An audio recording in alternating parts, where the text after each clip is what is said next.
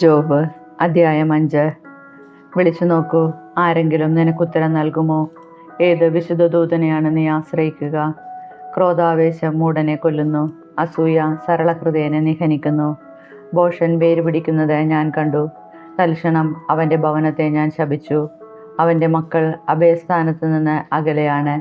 കവാടത്തിങ്കൽ വെച്ച് തന്നെ അവർ തകർക്കപ്പെടുന്നു. അവരെ രക്ഷിക്കാൻ ആരുമില്ല. അവൻ്റെ വിളവ് വിശക്കുന്നവൻ തിന്നുകളയുന്നു. മുള്ളുകളിൽ നിന്ന് പോലും അവൻ അത് പറിച്ചെടുക്കുന്നു. ദാഹാർത്തർ അവൻ്റെ സമ്പത്തിനു വേണ്ടി ഉഴറുന്നു. അനർത്ഥങ്ങൾ ഉത്ഭവിക്കുന്നത് പൊടിയിൽ നിന്നല്ല, കഷ്ടത മുളയ്ക്കുന്നത് നിലത്തു നിന്നുമല്ല. അഗ്നിസ്ഫുലിംഗങ്ങൾ മുകളിലേക്ക് പറക്കുന്നത് പോലെ മനുഷ്യൻ കഷ്ടതയിലേക്ക് പിറന്നു വീഴുന്നു. ഞാനായിരുന്നെങ്കിൽ ദൈവത്തെ അന്വേഷിക്കുമായിരുന്നു. എൻ്റെ കാര്യം ഞാൻ ദൈവസന്നിധിയിൽ സമർപ്പിക്കുമായിരുന്നു. അവിടുന്ന് അഗ്രാഹ്യമായ വൻകാര്യങ്ങളും അത്ഭുതങ്ങളും അസംഖ്യം ചെയ്യുന്നു. അവിടുന്ന് ഭൂമിയെ മഴ കൊണ്ട് നനയ്ക്കുന്നു, വയലുകളിലേക്ക് വെള്ളമൊഴുക്കുന്നു. അവിടുന്ന് താണവരെ ഉയർത്തുന്നു, വിലപിക്കുന്നവരെ സുരക്ഷിതത്വത്തിലേക്ക് നയിക്കുന്നു. സൂത്രശാലികളുടെ ഉപായങ്ങളെ വിഫലമാക്കുന്നു, അവരുടെ കരങ്ങൾ വിജയം വരിക്കുന്നില്ല. അവിടുന്ന് ജ്ഞാനിയെ അവൻ്റെ തന്നെ ഉപായങ്ങളിൽ കൊടുക്കുന്നു, ഹീനബുദ്ധികളുടെ പദ്ധതികളെ ഞൊടിയിടയിൽ നശിപ്പിക്കുന്നു. പകൽ സമയത്ത് അവരെ ഇരുൾ മൂടുന്നു, മധ്യാഹ്നത്തിൽ രാത്രിയിൽ എന്ന പോലെ അവർ തപ്പിത്തടയുന്നു.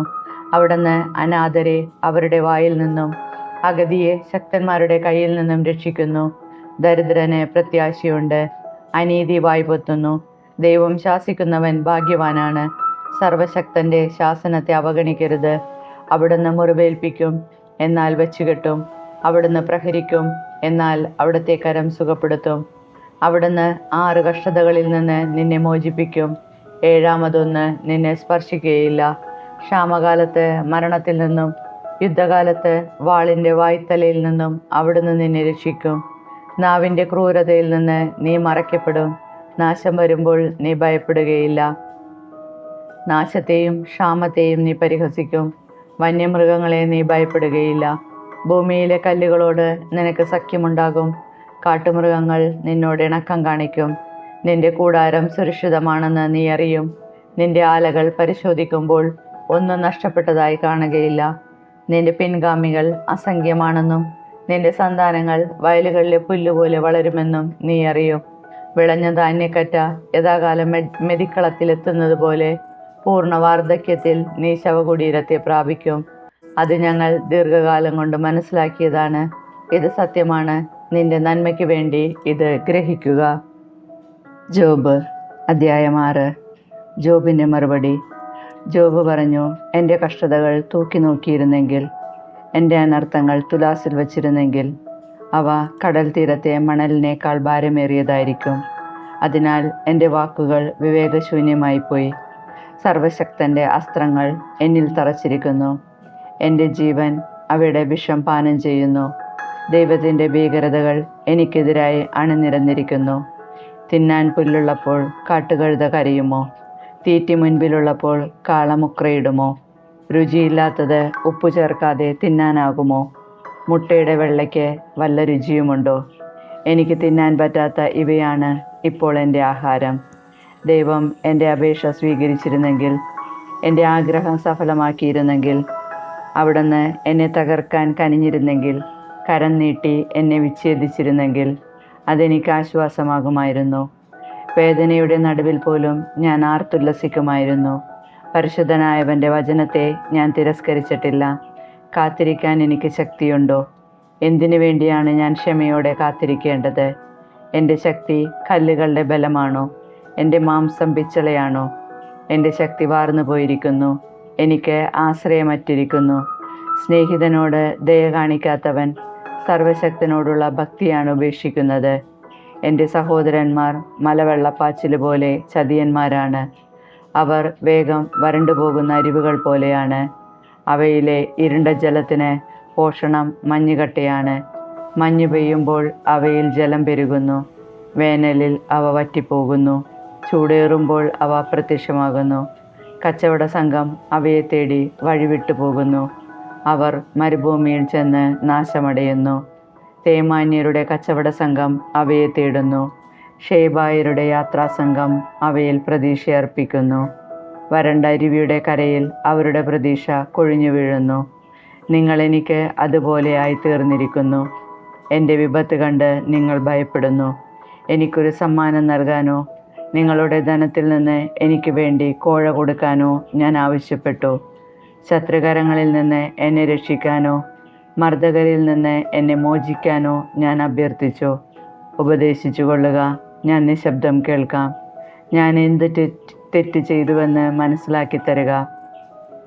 ആത്മാർത്ഥമായ വാക്കുകൾ സ്വീകാര്യമാണ്, എന്നാൽ നിങ്ങളുടെ ശാസനയ്ക്ക് അടിസ്ഥാനമെന്ത്? കാറ്റുമായിക്കുന്ന നിരാശ പൂണ്ട വാക്കുകളെ ശാസിക്കാൻ നിങ്ങൾ തുനിയുന്നുവോ? അനാഥന് വേണ്ടി നിങ്ങൾ കുറിയിടുന്നു, സ്വന്തം സ്നേഹിതന് നിങ്ങൾ വിലപേശുന്നു. എന്നാൽ ഇപ്പോൾ എന്നെ കരുണാപൂർവ്വം നോക്കുക. നിങ്ങളോട് ഞാൻ കള്ളം പറയുകയില്ല. നിൽക്കണേ, എന്നോട് നീതി കാട്ടണമേ. എൻ്റെ ന്യായവാദം കേട്ടില്ലല്ലോ. ഞാൻ പറഞ്ഞത് തെറ്റായിരുന്നോ? വിപത്തുകൾ വിവേചിച്ചറിയാൻ എനിക്ക് കഴിവില്ലേ? ജോബ് അധ്യായം 7. മനുഷ്യജീവിതം നിർബന്ധിത സേവനം മാത്രമല്ലേ? അവൻ്റെ ദിനങ്ങൾ കൂലിക്കാരൻ്റെ ദിനങ്ങൾക്ക് തുല്യമല്ലേ? അടിമ തണലിനു വേണ്ടിയെന്ന പോലെ, കൂലിക്കാരൻ കൂലിക്ക് വേണ്ടിയെന്ന പോലെയും ശൂന്യതയുടെ മാസങ്ങളും ദുരിതങ്ങളുടെ രാവുകളും എനിക്ക് ലഭിച്ചിരിക്കുന്നു. ഉറങ്ങാൻ കിടക്കുമ്പോൾ എപ്പോഴാണ് പ്രഭാതമാവുക എന്ന് ഞാൻ ചിന്തിക്കുന്നു. എന്നാൽ രാത്രി നീണ്ടതാണ്. പ്രഭാതം വരെ ഞാൻ കിടന്നുരുളുന്നു. പുഴുക്കളും മാലിന്യവും എൻ്റെ ശരീരത്തെ പൊതിഞ്ഞിരിക്കുന്നു. എൻ്റെ തൊലി വിണ്ടുകീറി ചലമൊലിക്കുന്നു. എൻ്റെ ദിനങ്ങൾ നെയ്ത്തുകാരൻ്റെ ഓടത്തേക്കാൾ വേഗത്തിൽ കടന്നു പോകുന്നു. പ്രത്യാശയില്ലാതെ അസ്തമിക്കുന്നു. എൻ്റെ ജീവൻ ഒരു ശ്വാസം മാത്രമാണെന്ന് അനുസ്മരിക്കണമേ.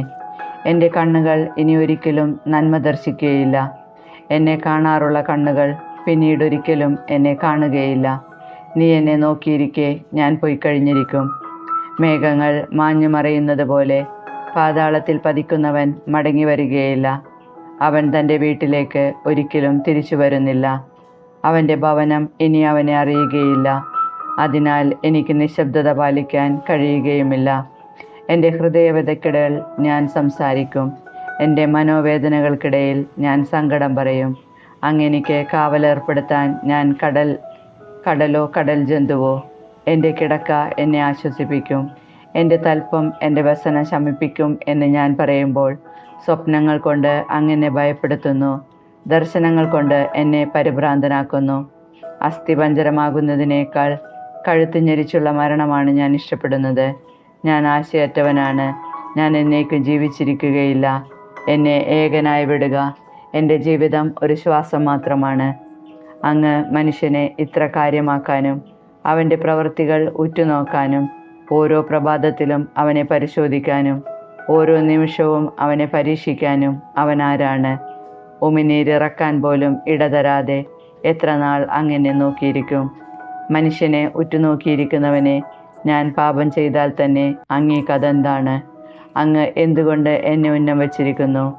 എന്തുകൊണ്ടാണ് ഞാൻ അങ്ങേക്കൊരു ഭാരമായി തീർന്നത്? എൻ്റെ പാപങ്ങൾ അങ്ങേക്ക് ക്ഷമിച്ചുകൂടെ? എൻ്റെ തെറ്റുകൾ പുറത്തുകൂടെ? ഞാനിപ്പോൾ പൊടിയിൽ ചേരും. അങ്ങ് എന്നെ അന്വേഷിക്കും, എന്നാൽ ഞാൻ ഉണ്ടായിരിക്കുകയില്ല. ജോബ് അധ്യായം 8. ബിൽദാദിൻ്റെ പ്രസംഗം. ശൂഹ്യനായ ബിൽദാദ് പറഞ്ഞു, നിന്റെ പ്രചണ്ഡ ഭാഷണത്തിന് അവസാനമില്ലേ? ദൈവം നീതിക്ക് മാർഗഭ്രംശം വരുത്തുമോ? സർവശക്തൻ ന്യായം വളച്ചൊടിക്കുമോ? നിന്റെ മക്കൾ അവിടത്തേക്കെതിരായി പാപം ചെയ്തിരിക്കാം. തക്ക ശിക്ഷ അവർക്ക് ലഭിച്ചു. നീ ദൈവത്തെ അന്വേഷിക്കുകയും സർവശക്തനോട് കേണപേക്ഷിക്കുകയും ചെയ്താൽ നീ നിർമ്മലനും നീതിനിഷ്ഠനുമാണെങ്കിൽ അവിടുന്ന് നിശ്ചയമായും നിനക്ക് വേണ്ടി ഉണർന്നെഴുന്നേൽക്കും. നിനക്ക് അവകാശപ്പെട്ട ഭവനം അവിടുന്ന് നിനക്ക് സമ്മാനിക്കും. നിന്റെ ആരംഭം എളിയതായിരുന്നെങ്കിൽ തന്നെ അന്ത്യദിനങ്ങൾ അതിമഹത്തായിരിക്കും. ഞാൻ നിന്നോട് അഭ്യർത്ഥിക്കുന്നു, കടന്നുപോയ തലമുറകളോട് ആരായുക. പിതാക്കന്മാരുടെ അനുഭവങ്ങൾ പരിഗണിക്കുക. ഇന്നലെ പിറന്ന നമുക്ക് ഒന്നും അറിഞ്ഞുകൂടാ. ഭൂമിയിലെ നമ്മുടെ ജീവിതം നിഴൽ പോലെ മാഞ്ഞു പോകുന്നു. അവർ നിന്നെ പഠിപ്പിക്കും. വിജ്ഞാന വചസ്സുകൾ നിനക്ക് ഉപദേശിച്ചു തരും. ചതുപ്പ് നിലത്തല്ലാതെ ഞാങ്ങണ വളരുമോ? നനവ് കൂടാതെ പോട്ടപ്പുല്ല് വളരുമോ? തഴച്ച് വളരുമെങ്കിലും വെട്ടിയെടുക്കാതെ തന്നെ അവ മറ്റു ചെടികളേക്കാൾ വേഗത്തിൽ ഉണങ്ങിപ്പോകും. ദൈവത്തെ മറക്കുന്നവരുടെ പാതയും അങ്ങനെ തന്നെ. ദൈവഭക്തിയില്ലാത്തവൻ്റെ പ്രത്യാശ നശിക്കും. അവൻ്റെ ആത്മവിശ്വാസം തകർന്നു പോകുന്നു. അവൻ്റെ ശരണം ചിലന്തി വലയാണ്. അവൻ തൻ്റെ ഭവനത്തിന്മേൽ ചാരുന്നു, എന്നാൽ അത് ഉറച്ചു നിൽക്കുകയില്ല. അവൻ അതിന്മേൽ മുറുകെ പിടിക്കും, എന്നാൽ അത് നിലനിൽക്കുകയില്ല. അവൻ സൂര്യപ്രകാശത്തിൽ തഴച്ചു വളരുന്നു. അവൻ്റെ ശാഖകൾ തോട്ടത്തിൽ പടർന്ന് പന്തലിച്ചു നിൽക്കുന്നു. അവൻ്റെ വേരുകൾ കൽക്കൂനകളിൽ ചുറ്റിപ്പടരുന്നു. അവൻ പാറകളുടെ ഇടയിൽ വളരുന്നു. അവിടെ നിന്ന് പിഴുതെടുത്താൽ ഞാൻ ഒരിക്കലും നിന്നെ കണ്ടിട്ടില്ല എന്ന് അത് പറയും. ഇത്രയേ ഉള്ളൂ അവൻ്റെ സന്തോഷം. അവിടെ വേറെ മുളകൾ പൊന്തിവരും. നിഷ്കളങ്കനെ ദൈവം ഉപേക്ഷിക്കുകയില്ല. തിന്മ പ്രവർത്തിക്കുന്നവനെ കൈപിടിച്ച് നടത്തുകയുമില്ല. അവിടുന്ന് നിന്റെ വാ പൊട്ടിച്ചിരി കൊണ്ടും നിന്റെ അധരം ജയാരവം കൊണ്ടും നിറയ്ക്കും. നിന്നെ വെറുക്കുന്നവരെ ലജ്ജ ആവരണം ചെയ്യും. ദുഷ്ടരുടെ കൂടാരങ്ങൾ നശിച്ചു പോകും.